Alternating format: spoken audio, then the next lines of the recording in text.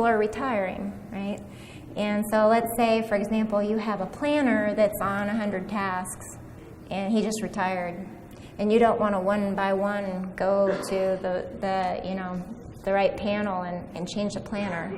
Well, Asset Suite's giving you the module right there to change the planner. You've got access to it. You go to Hyperservice Studio, use the wizard, out pops the graphical module, and you can drag and drop that thing. They've given you the capability.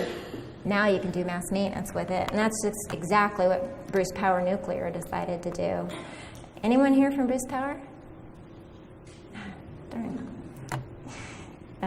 So I'll show you this one last one. There's one obviously for action tracking mass maintenance as well, changing groups and whatnot, but they're both very similar. This one's simple. So we've got here. Actually, it started out changing the planner, but then when they realized what they could do, they thought, okay, well, we'll actually do other things too. We want to en masse be able to approve, reject, or suspend tasks. Or there's some attribute values that are specific to us that we want to be able to change en masse. So it sort of grew, but it's real simple. They search the work orders. By the way, this was actually before they had FA. This is rebuilt in Compose, but before they had FA, they were able to do it. So Asset Suite has given you this capability forever, and it just keeps getting better and better, easier and easier for you. But anyway, they search for the tasks, they appear, they can select them all or select one, and then on the right, they can make whatever change they want. So they can pick a new planner, hit one button, and boom, all the tasks en masse are updated. So again, what is this about? It's about giving your business custom behavior without customizing the baseline. And you've had the capability all along. And if you're not, and a lot of you are using it. I know some of my customers here are using this, but if you're not, hopefully this has inspired ideas, because it's good for two reasons. It's good for your users, and it'll be really good when you go and you do your upgrade and you haven't put customizations in the baseline logic.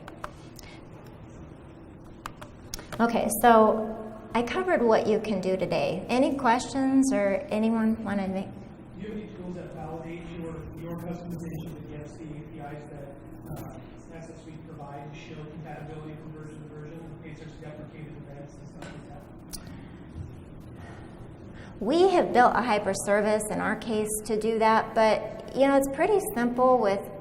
I don't know that it was necessary, because it's pretty simple with Asset Suite. They're extremely good. Their update documentation is extremely good about pointing out all the changes that they make. So we almost didn't need to do it. Their documentation is so darn good. So, you can just go. Now, yeah, we have tons of tools. In fact, we have find where use tools. So let's say you go to the documentation and you see that they don't, in my experience, they don't make disruptive changes.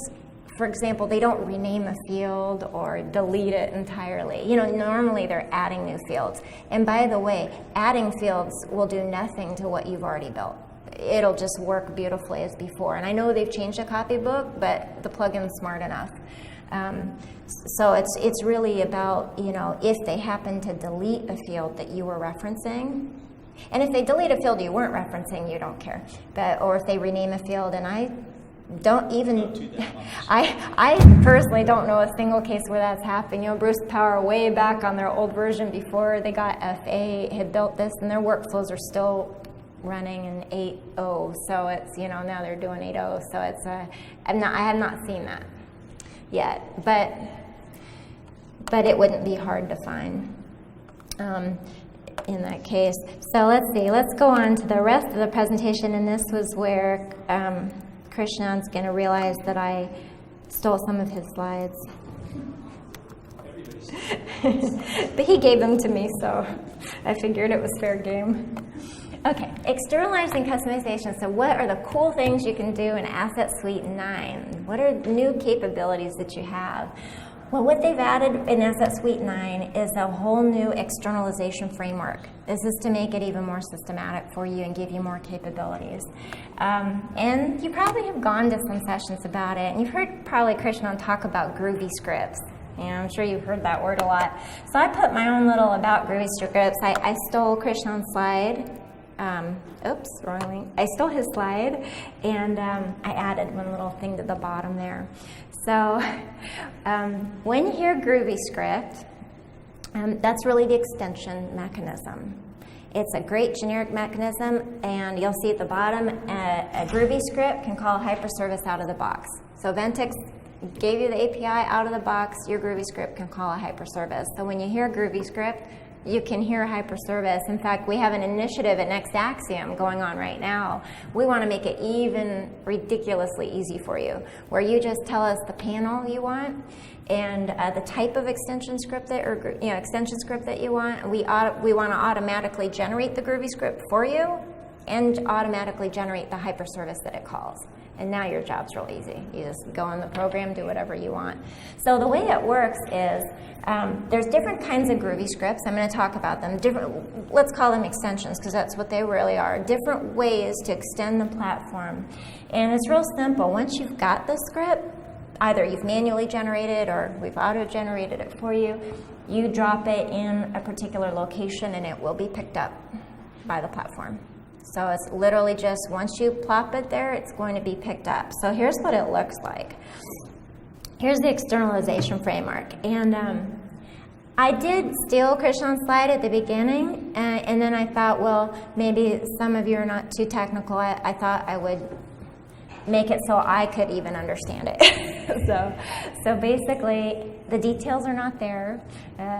I do have his slide. If you want to see the details, those are the details. So there are details, but we won't go over those. So here it is. You got foundation architecture, user interface, and the extension layer. And down below, you've got the baseline business layer that you're not touching. Okay, so every place you see 4 different types of extension scripts. Those are GroovyScripts. And here's in the flow where you can call them. Actually, Asset Suite has more than these 4. They've got report GroovyScripts, and remind me, there's one batch GroovyScript integration. So there's other ones as well, but these are the ones that are fitting right in this paradigm I'm showing you. So here's what happens. There's a front end panel. When the user submits whatever change they're submitting, they might be choosing an option, they might be hitting the save button. What that's going to do is it's going to call, if you have a validation extension, it'll get called automatically. So it'll go to that GroovyScript. Let's say that GroovyScript is called a hyperservice. So this is sort of pre-processing before you hit the baseline logic. So you're able to do whatever you want to do before. In fact, you can even halt it from going any further. You can add more restrictive validations, okay? So, one example, one I'm stealing from Entergy is, maybe the automatic approval of an MR. There's logic that determines whether an MR should be auto-approved or not. And there's baseline logic for that. Right now, it's looking at the estimated cost of all the work order tasks. I'm sorry, of the given work order task. What they wanted to do is get the estimate over all the work order tasks on that work order. So it was a slight change that they wanted. In fact, at this point, you could do any validation. So you could do your extra validation and say, nope, we can't approve that. You could do any validation you want.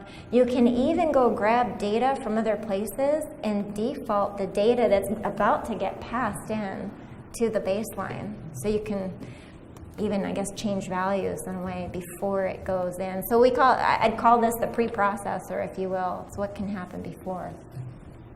Now, once the Asset Suite module, more than one Asset Suite module will get called as a result of that. It's basically the business logic behind that function gets called, and it's usually, several modules tied together.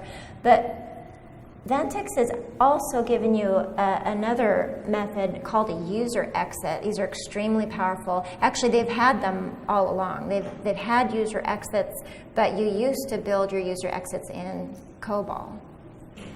Now you've got the way to do them through Groovy. So what's an exit?